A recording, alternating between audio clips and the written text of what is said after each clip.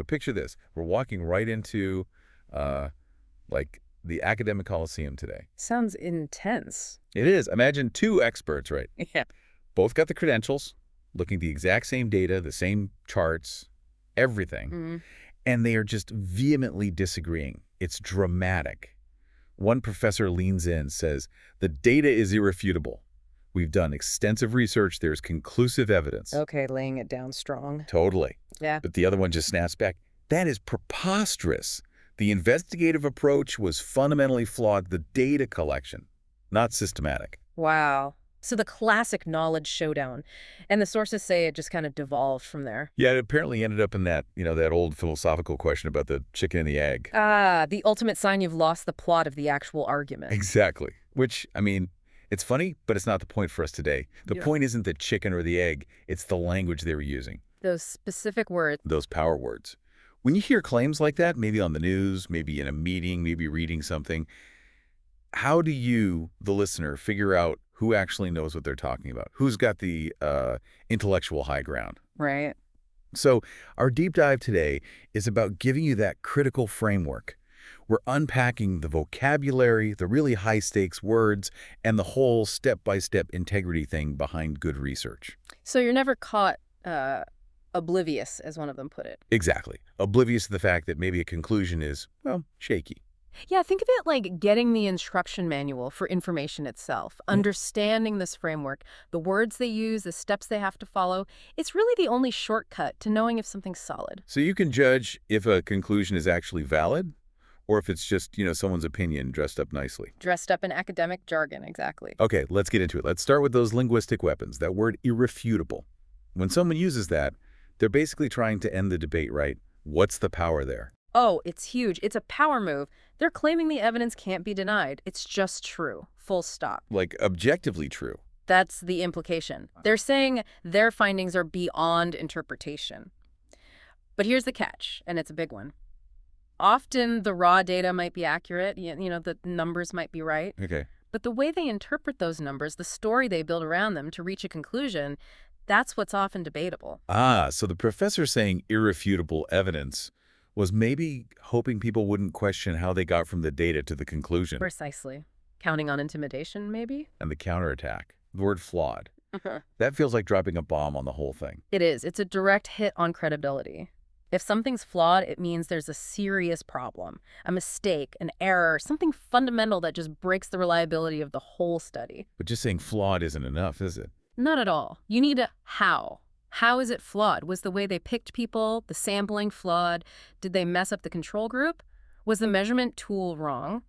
Knowing the specific flaw is everything. Otherwise, it's just an accusation. Right. And the sources suggest the most common and maybe most damaging type of flaw is when the process wasn't systematic. That's the key word, absolutely. Systematic means you followed a strict, documented process, a clear order, a plan. Not just making it up as you go along. Exactly. The opposite is haphazard, messy, maybe even biased.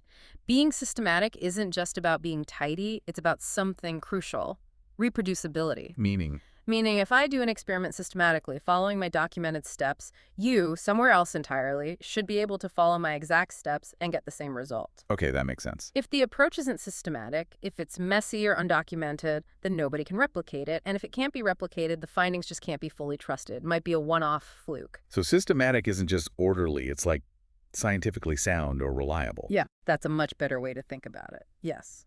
Now, things got a bit heated in the source argument. One professor called the other's point preposterous. You don't usually see that in formal papers, do you? No, definitely not. It's very charged language. It basically means absurd, ridiculous, illogical. It's more of an emotional reaction, really. Like they ran out of technical arguments. Sometimes. Or they're trying to dismiss the opponent's intelligence rather than engaging with the substance. It's a way to try and shut down debate by making the other side look silly, not a good look in serious discussion. And the final jab was calling the opponent oblivious to the truth. Yeah, meaning unaware or just doesn't know.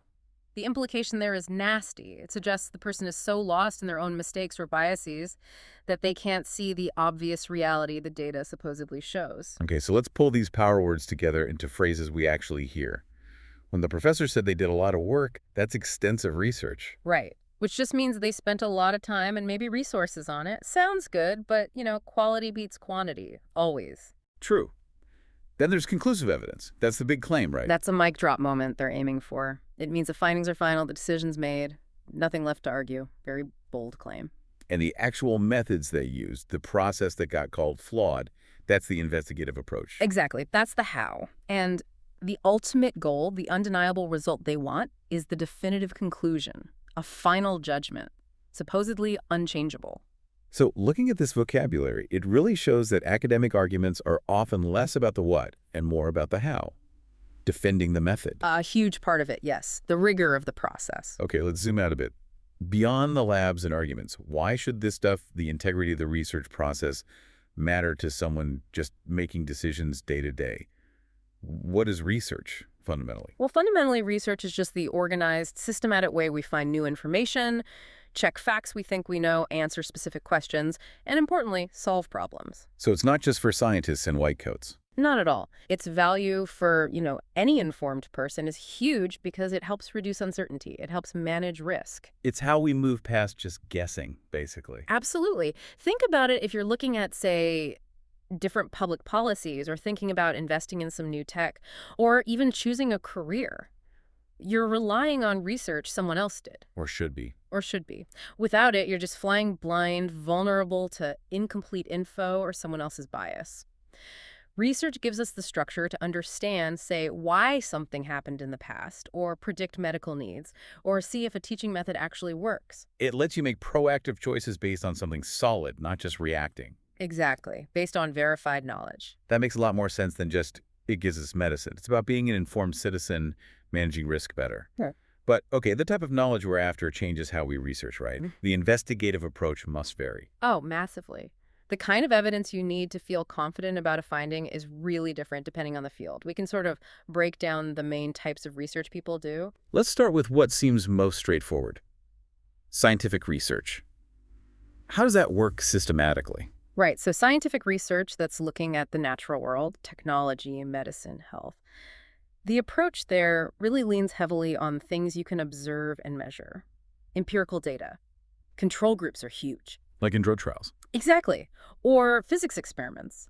The whole systematic process is designed to isolate variables to make sure the thing you're testing is the only thing causing the effect you see, or as close to that as possible. Well, that's totally different from, say, a historian. They can't run experiments on the past. Yeah. So how does historical research work? How do they find reliable info? Yeah, totally different toolkit. Historical research digs into past events using primary sources like original letters, diaries, artifacts, maybe eyewitness accounts if available. The raw materials of the past. Exactly, and also secondary sources, which are analyses written later. The systematic part here is all about painstakingly checking those sources. Are they authentic? What's the context? Who wrote this and why? So it's about controlling for bias in the sources, not controlling variables in an experiment. Precisely. Rigor comes from source validation and cross-referencing, checking the provenance. Okay, then we get into social research. Studying people, cultures, societies. Yeah. That sounds messy. People are complicated. It definitely is complex because you're dealing with human behavior, opinions, feelings, and ethics becomes super important because you have human participants. Right. So social research thinks psychology, sociology, anthropology, uses a whole range of methods. Big surveys, small in-depth interviews, observation. The systematic approach has to account for things like, do people answer honestly? How do you measure something fuzzy like happiness or cultural identity? It's challenging. And businesses do a version of this all the time with market research. Yep, that's basically social research applied to commerce, trying to understand customers, what they want, why they buy, how they react to ads. Focus groups, surveys. Focus groups, A/B testing websites, analyzing sales data, trying to predict trends. The systematic part there is all aimed at reducing business risk, making smarter bets. Got it. And briefly, you mentioned educational research and environmental research. Right. Educational research looks at how to improve teaching and learning, comparing teaching methods, looking at online versus classroom, that sort of thing. Finding what works best for students. Hopefully, yes. And environmental research uses scientific methods, but applies them to ecosystems, climate change, pollution, biodiversity, trying to find ways to protect the environment. So lots of different fields, lots of different methods. But the common thread seems to be this need for a structured process. The systematic approach. It's the defense against that flawed investigation accusation we started with. Okay, let's walk through that process. The mandatory steps you need to follow for research to be considered reliable and accurate. This is like the blueprint for validity. It really is. And it starts, step one, with choosing a topic. And this isn't just, I'm interested in space. It has to be specific, clear, and importantly, something you can actually study or measure. Not too broad. Exactly. If your topic is just climate change, well, where do you even start? It's chaos. You need to narrow it down. Maybe the effects of climate change on Arctic wildlife. Much tighter, much more manageable. Which leads right into step 2, right? Asking questions. Yes. That specific topic needs a specific question to guide the whole study. It's like the rudder for the ship, as you said earlier. Keeps you on course. Totally. And the question usually needs to be framed like a hypothesis, something you can actually test. Like, does implementing a 4-day work week measurably increase productivity in tech companies? See, specific and testable. Okay, topic chosen, question framed. Now you need info. Step 3, gathering information. What's the big pitfall here? Oh, bias is a huge one. Selection bias. You have to use reliable sources, peer-reviewed journals, government reports, maybe expert interviews, but you also have to make sure your sources or your data aren't skewed from the start. Like only talking to people who already agree with your hypothesis. Exactly. Or only looking at studies that support your view. That's flawed gathering. You need a representative sample, diverse sources. Right. So once you have the potential info or a plan, you move into actually doing the work. Step 4, conducting experiments and surveys. This is where that systematic process really shines, or where it can fall apart, whether you're in a lab running trials or sending out thousands of surveys. The procedures have to be consistent, standardized. Everyone gets the same treatment, asks the same questions in the same way. That maintains integrity. Okay, data collected. Now comes the tricky part, maybe. Step 5, analyzing data. Yeah, this often requires real expertise. You're digging into the numbers, the responses, whatever you collected, looking rigorously for patterns, for trends, for statistically significant results. And this is where temptation might creep in. Absolutely. The temptation to cherry-pick data that fits your hypothesis or use a statistical method that twists the results, it's high. A truly systematic analysis lets the patterns emerge naturally. You don't force them. Makes sense. And that analysis lets you finally do step 6, drawing conclusions. This is the moment of truth.